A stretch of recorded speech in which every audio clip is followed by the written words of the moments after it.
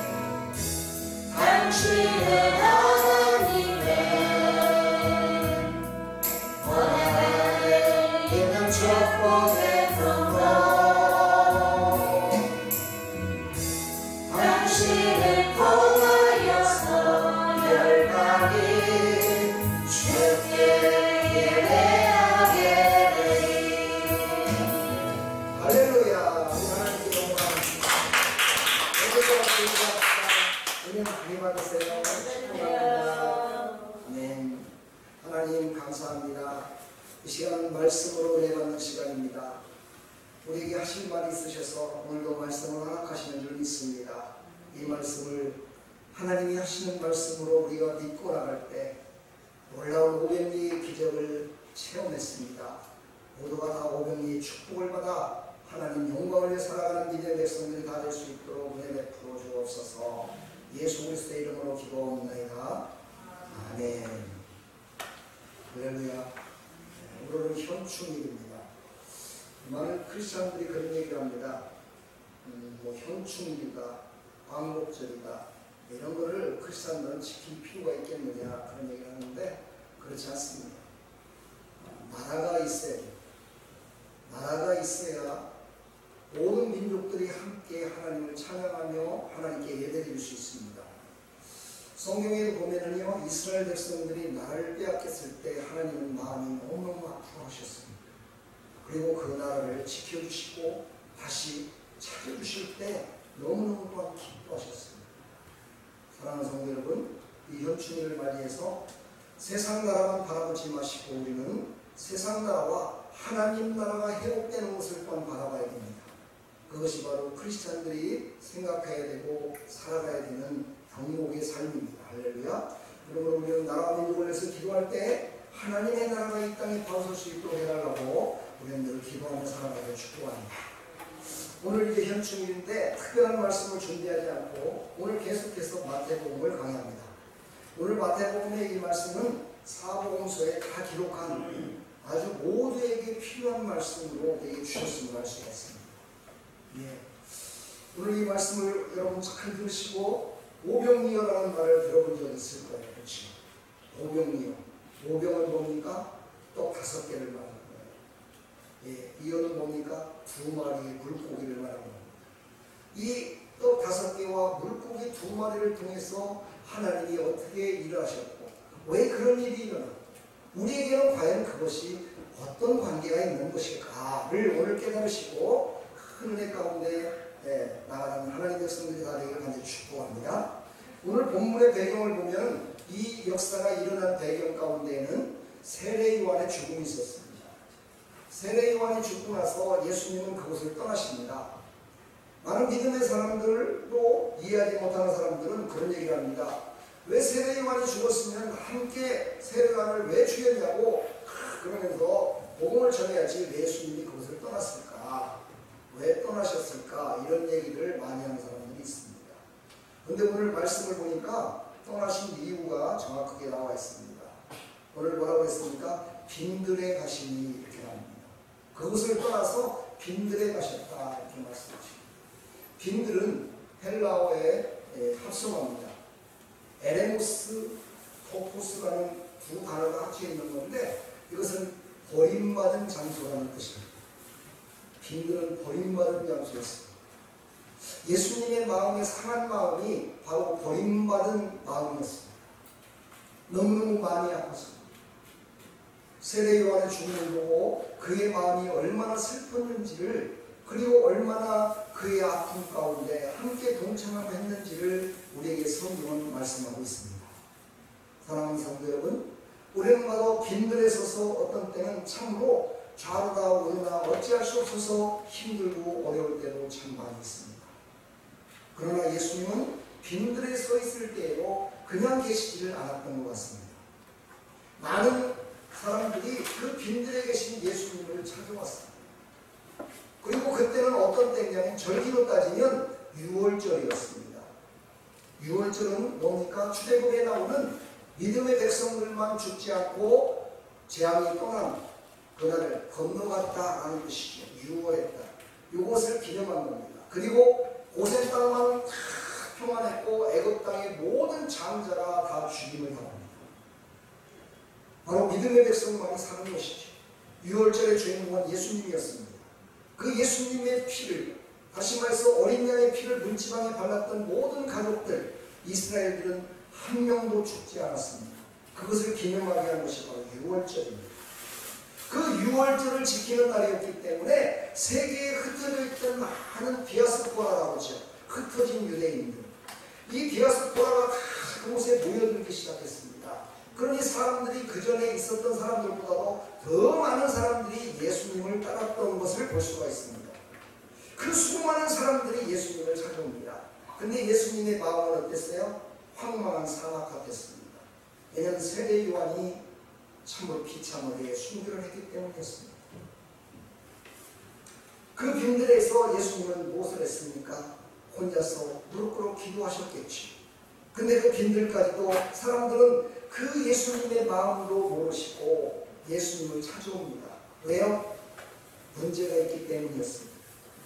그때 예수님은 이제 마음을 다시 받아두시고 빈들에 찾아온 모든 하나님의 백성들이 될 그 모든 사람들을 치료하셨다 오늘 말씀하십니다. 고통과 아픔 중에서도 우리를 돌보시는 하나님을 우리가 볼 수가 있습니다. 사랑하는 성도 여러분, 내 마음 가운데 고통과 아픔이 있다고 다른 사람들은 다 평안할 거라고 생각하지 마십시오. 우리 믿음의 사람들은 내가 고통과 아픔이 있을 때 나보다도 더 고통과 아픔 가운데 있는 사람을 바라보라는 것입니다. 내가 기쁘고 즐거운 일이 있을 때 나보다도 더 지금 슬퍼하고 아파하는 사람들을 바라보라는 것입니다. 이것이 바로 하나님이 우리에게 주시는 교훈입니다. 바로 예수님은 그 교훈을 그대로 실천하셨음을 볼 수가 있습니다. 찬송가에도 빈들이라는 찬송가가 있죠. 빈들의 마른 풀같이 시들은 나의 영혼, 주님이 허락한 성령 내게도 주옵소서. 할렐루야. 우리 심령도 빈들 같은 그런 심령이 있을 때가 있습니다. 마음이 메말라 있으면요 누구에게도 사랑의 손길을 베풀기가 싫습니다.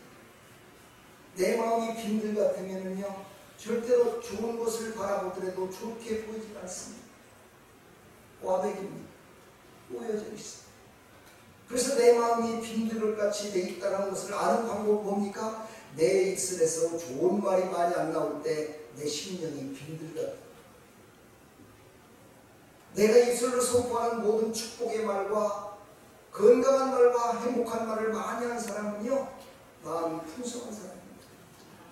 오늘 사랑하는 성도 여러분, 성령으로 여러분 빈들과 같은 그 마음이 충만해져서 행복으로 가득 차서 돌아가기를 간절히 축원합니다. 오늘 14절에 보면 오늘 말씀하시죠. 예수께서 나오사 큰 무리를 보시고 불쌍히 여기사 불쌍히 여기셨습니다. 사랑하는 하나님의 백성들을 불쌍히 여기셨습니다. 아무것도 모르는 그들에게 위로가 되기 위해서 불쌍히 여기시는 마음을 가진 겁니다. 우리도 바로 이런 불쌍히 여기는 마음을 가져야 됩니다. 할렐루야. 수많은 사람들에게 빈들과 같은 그들의 심령 가운데 위로함을 주고 싶었습니다. 여러분, 사람에게 위로함을 주는 것은요 울고 있을 때 깔깔거리는 코미디의 영화를 말하는 것은요 그건 실례입니다. 울고 있을 때는 같이 울어줘야 됩니다. 눈물을 흘리고 있을 때 같이 울어주는 겁니다. 그랬을 때 그 사람의 마음 가운데 내 심령이 요동을 쳐서 그 슬픔이 변하여 기쁨이 되고 그 슬픔이 변하여 평안으로 바뀌어지는 역사가 일어납니다. 바로 예수님도 슬퍼하셨습니다. 세례요한이 죽은 것을 슬퍼했습니다. 알지 못하고 깨닫지 못하고 자기의 문제만을 해결하기 위해서 온 그들을 보며 슬퍼하셨습니다. 그들을 위로하기 위함이었습니다. 오늘 이제 말씀 가운데 보면 여기 마태복음에는 자세히 나와 있지 않지만 이제 요한복음, 누가복음, 마가복음에 보면은 여기에 나와 있지 않은 내용들이 하나씩 이렇게 나와 있는 걸 볼 수가 있습니다. 이것을 기록한 사람이 마태복음, 마가복음, 누가복음, 요한복음에 각각의 주는 교훈이 다르기 때문에 그렇게 기록했다라고 저는 믿습니다. 이 마태복음은 왕의 복음이라고 얘기를 합니다. 왕 같은 제사장으로 살아가는 하나님의 백성들, 왕 대신 예수 그리스도를 나타내는 그런 복음이라고 성경은 우리에게 말씀하고 있습니다. 지금 오늘 말씀 가운데 보니까 문제가 생겼습니다. 문제도 아주 심각한 문제가 생겼습니다. 어떤 문제냐면 많은 사람들이 모이는 곳에는 많은 것을 먹기도 해야 되고 많은 물도 필요하고, 그렇죠. 필요한 것들이 참 많습니다. 병만 치료받았다고 끝나는 것이 아니죠. 우리가 병원에 입원해가지고 병만 치료했다고 문제가 다 끝나나요? 아니에요. 생활비가 있어야 돼요. 그래서 보험을 들죠.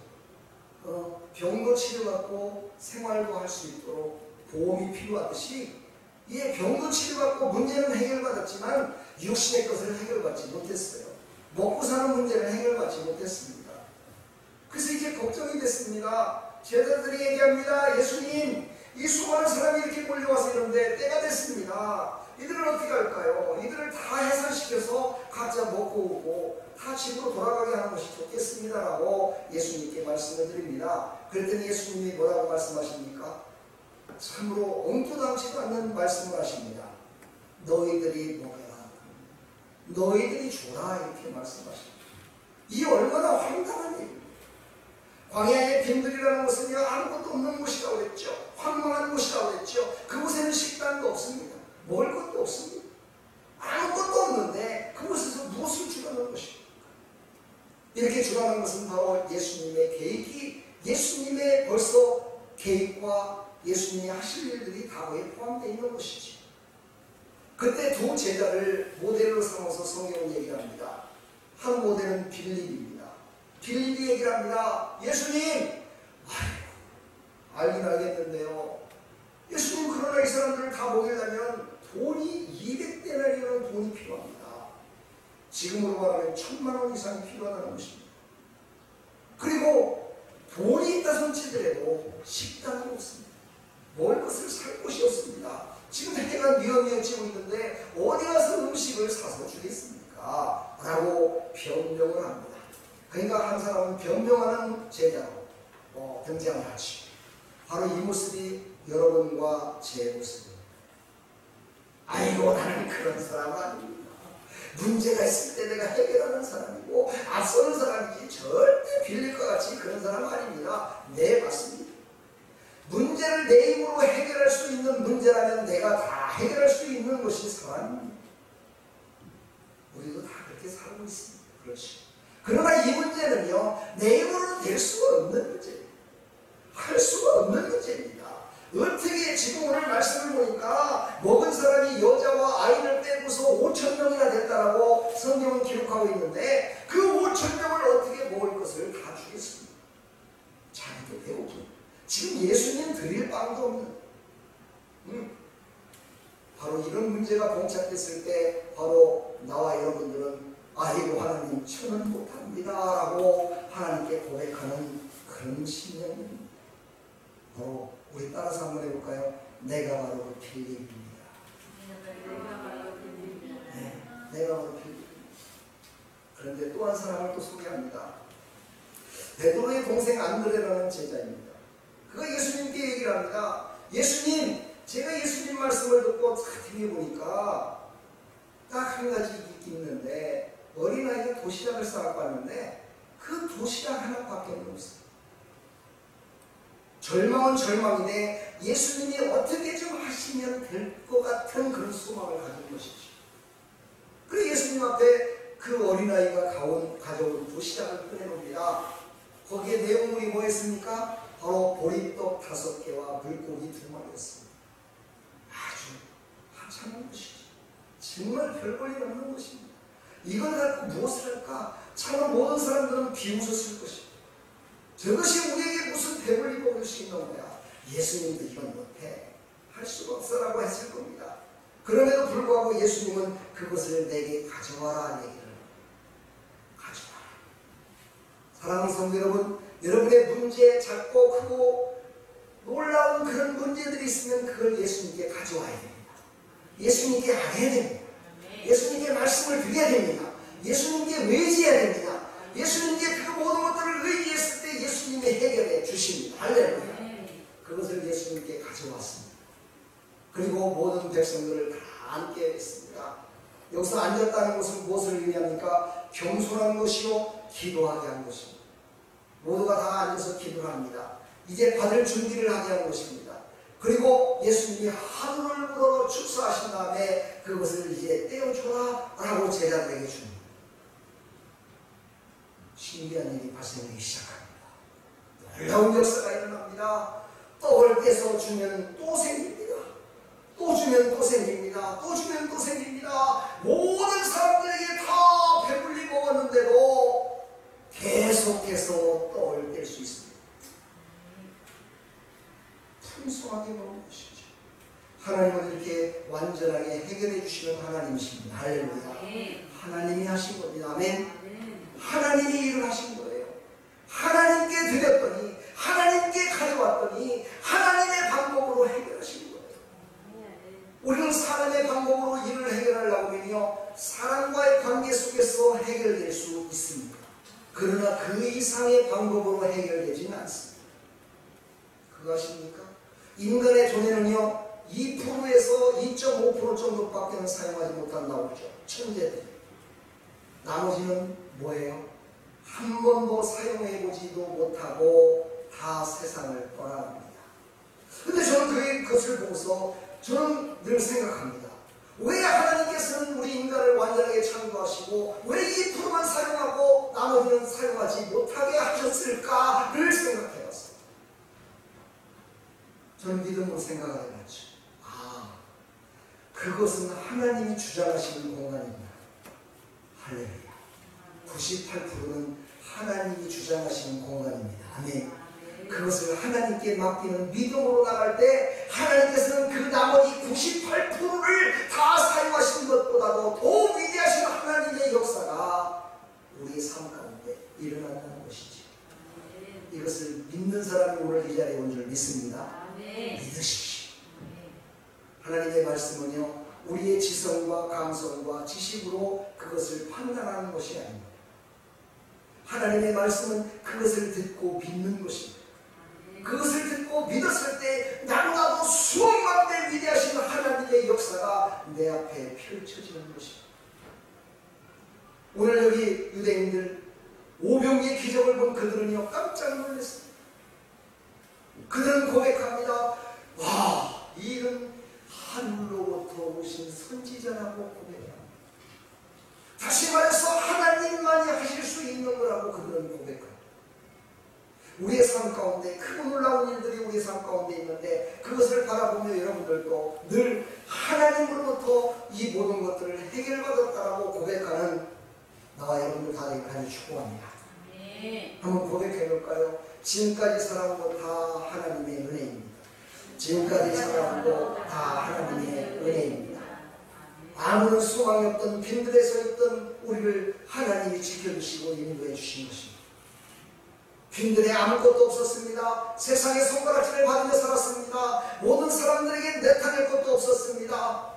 그러나 나에게 참 소망을 줬습니다. 그 소망으로 말미암아 열심히 일했고 그 소망으로 말미암아 열심을 다해 하나님을 섬기지 못했지만 하나님이 함께하는 것을 깨닫지 못했지만 하나님은 그때도 우리와 함께 계셨던 겁니다. 그 하나님이 지금도 함께 하십니다. 할렐루야. 앞으로도 함께 하실 겁니다. 영원히 함께 하실 겁니다. 할렐루야. 이것을 이제 깨닫기 시작하는 것이 무엇입니까? 믿음이라는 것. 오늘 오병이의 기적을 왜 예수님이 이렇게 보여줬을까요? 한마디로 요약하면 그겁니다. 말씀을 믿고 순종하면 어떠한 상황 속에서도 모든 것이 전화위복되고 너희들이 알지 못하고 너희들이 깨닫지 못한 크고 놀라운 역사가 일어날 것을 우리에게 말씀하고 있습니다.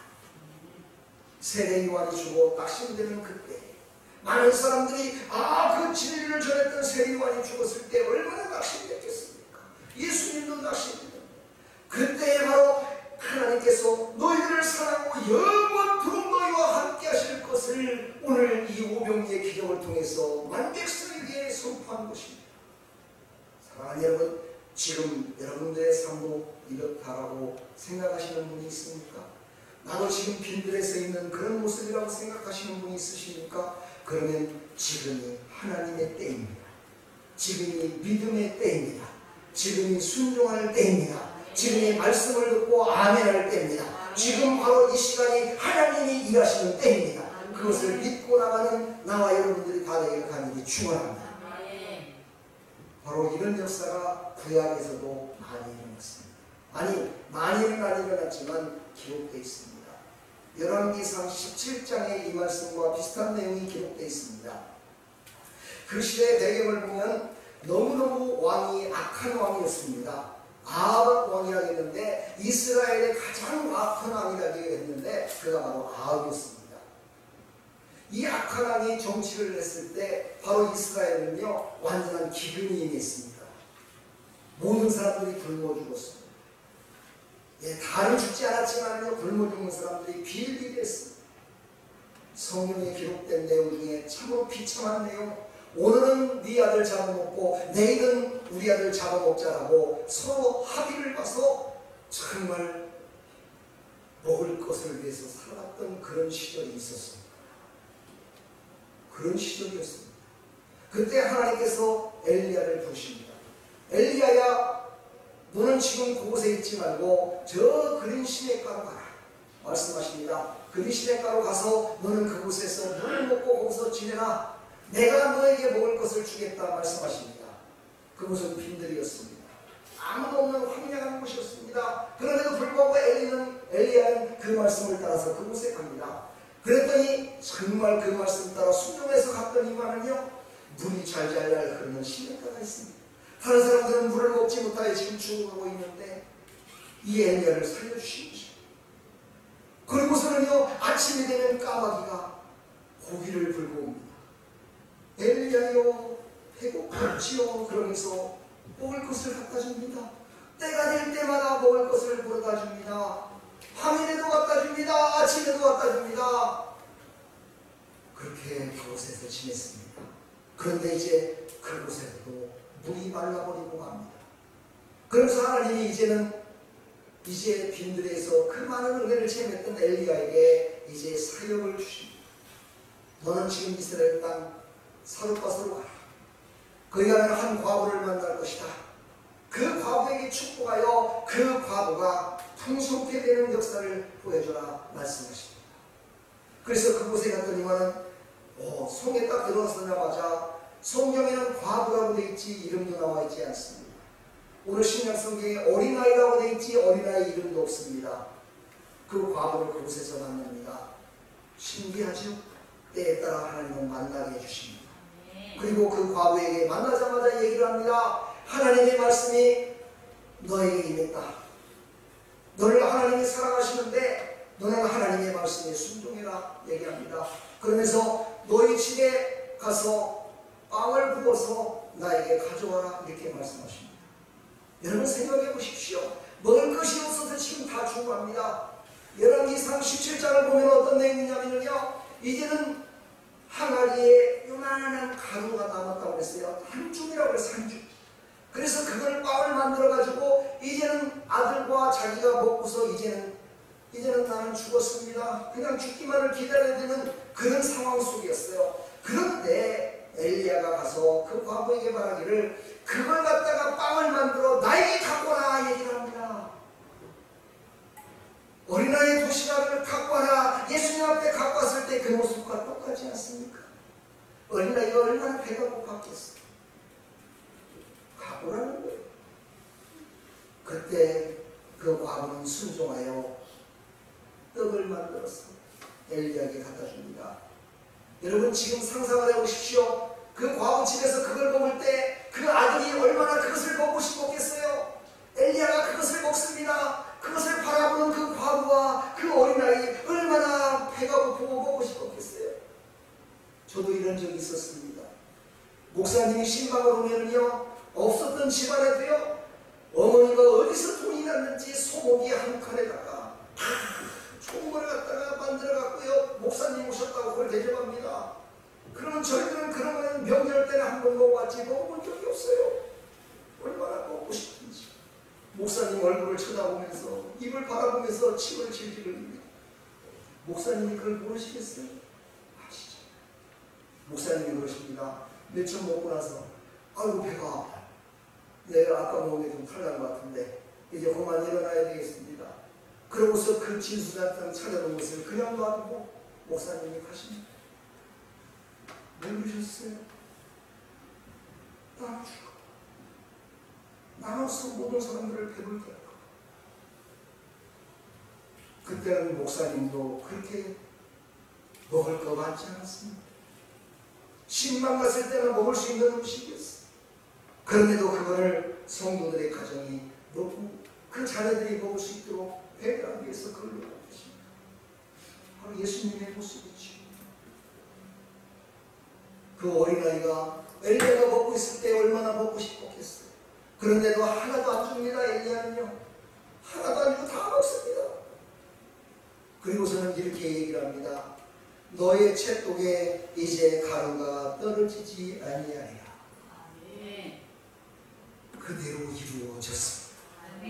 그래서 그 과부집에는요, 그 모든 가뭄과 환난과 고난 아픔 가운데 그 채독에 있는 가루가 떨어지지 않고 매일같이 배불리 먹을 수 있었습니다. 바로 오병이의 기적을 이뤄서 모든 사람들이 먹고 남은 것이 12광주리에 남았듯이 그들은 풍성케 먹고 마시고 남은 게 있었습니다. 바로 이것은 무엇입니까? 바로 하나님이 하신 겁니다. 왜 했어요? 하나님의 말씀을 믿고 순종했다. 그대로 이루시는 하나님, 그 하나님을 우리는 절대 잊지 말기를 간절히 축원합니다. 할렐루야. 여러분은 어디에서 행복을 찾으려고 노력하십니까? 오늘 이 찬양을 한번 들어보시고 이 사람은 어떻게 행복을 찾습니까? 그리고 이것을 찬양하며 살아가고 있는가를 여러분 깊이 한번 생각해보고 은혜의 시간이 있으면 좋겠습니다. 이 찬양의 제목은 행복입니다.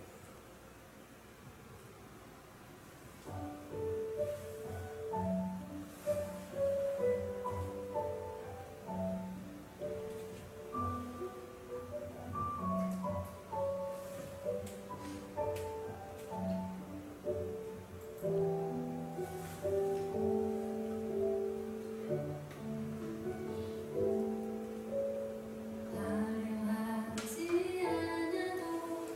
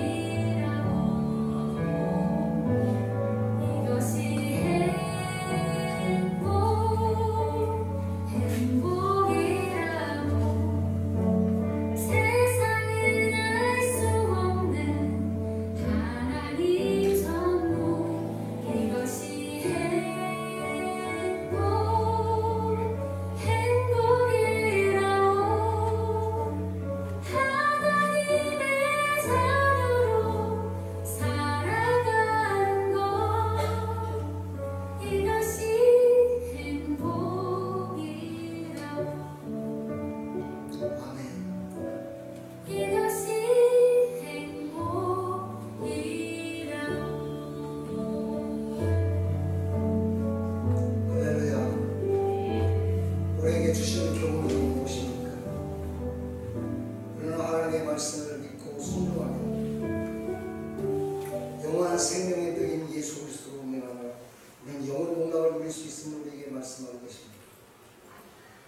우리는 영원한 행복을 수여한 자입니다. 이 땅에 살아가면서도 우리가 그 영원한 행복 참 소망을 가지시고 눈앞에 놓여있는 빈들과 같은 삶을 낙심하지 마시고 하나님께서 나를 사랑하시고 영원토록 우리에게 진정한 행복을 주실 것을 바라보시면서 승리하는 삶을 살아가기를 간절히 축원합니다. 축복합니다 여러분. 사랑합니다 여러분. 기도하겠습니다. 하나님은 우리에게 행복을 주시고 자기 자신은 고통과 아픔을 다 겪으셨습니다. 하나님, 우리가 그 행복을 어떻게 얻었는지를 깊이 깨달으면서 그 행복을 절대 놓치지 말고 오병이의 기적을 이루는 믿음의 키가 될 수 있도록 은혜 베풀어 주시옵소서. 하나님 감사합니다. 영광 받아 주옵소서. 예수 그리스도의 이름으로 감사하며 축복하며 기도합니다. 아멘. 할렐루야. 우리 하나님께 영광의 박수 한번 올려드립니다. 준비된 일을 하나님께.